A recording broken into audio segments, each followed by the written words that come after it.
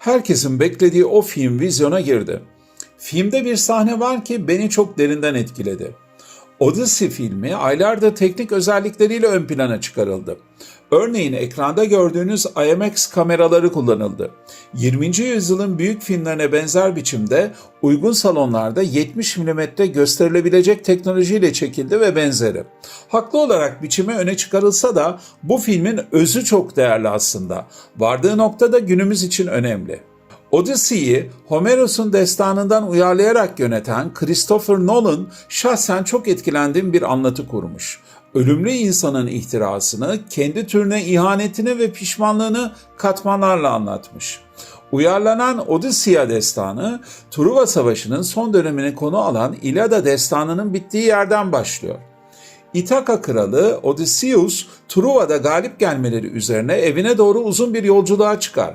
Ancak yol boyunca tanrılar ve mitolojik yaratıklarla karşı karşıya gelir. Aslında bu süreçte kendiyle hesaplaşmaktadır. Askerlerden oluşan mürettebatı ve gemilerini kaybettikçe Truva'da yaptıkları Kral Odysseus'un ruhuna çökmeye başlar. Eşi Penelope ve oğlu Telemachus ise başka sınavlar vermektedirler. Odysseus'un tahtına göz dikmiş talipler evini kuşatmışlar ve hilelerle krallığa çökmek istemektedirler. Sadece birkaç cümleyle giriş yaptığım bu destan yönetmen Nolan tarafından olabildiğince geniş ve ayrıntılı ele alınmış. Fakat şöyle ki 121 bin kelimeden oluşan bu destanı sinemaya uyarlamak dünyanın en zor işlerinden biri olsa gerek. İşte tam da bu noktada yönetmenin bakış açısı ve yorumu öne çıkıyor.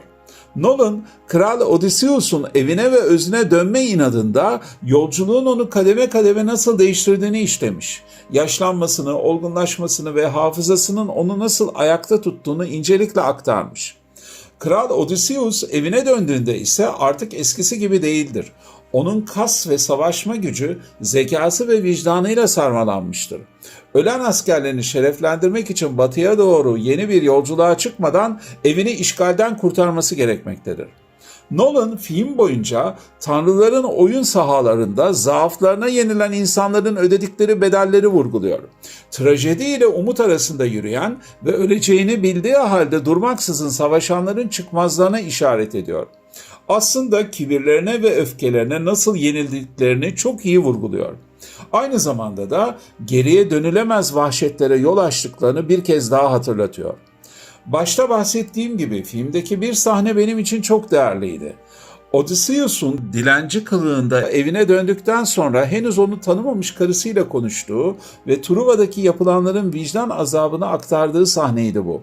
Başka bir halkın evine hediye olarak devasa bir tahta atı gönderip onlara içeriden saldırmak tam bir zeka işiydi ama inanılmaz bir kötülüğe yol açıyordu. İnsan yaratılışındaki iyiye ve saflığa ihanet eden tek varlık. İşte film bugünümüzü sırttan hançerlemeleri, kalleşlikleri ve acımasızlıkları isabetle anlatıyor. Christopher Nolan öyle sahneler çekip kurgulamış ki saniyeler ilerledikçe siz seyircilerin kalp atış hızları yükselecek. Bu kesin. Truva'da, İthaka'da ve bu iki yer arasındaki her durakta destanın geçtiği geç Tunç çağına girmiş gibisiniz. Sınırsız bir sertlik ve macera ile antik Yunan dünyasının büyüsü seyredeni tamamıyla kavruyor.